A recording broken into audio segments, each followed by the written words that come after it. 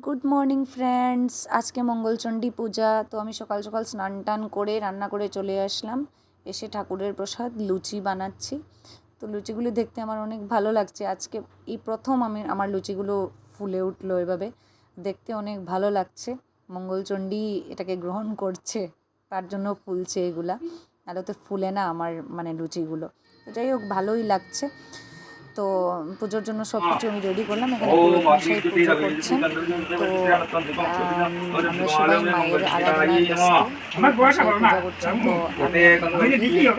আমি পূজার মন্ত্র একটু শুনিয়ে দিই, শুনিয়ে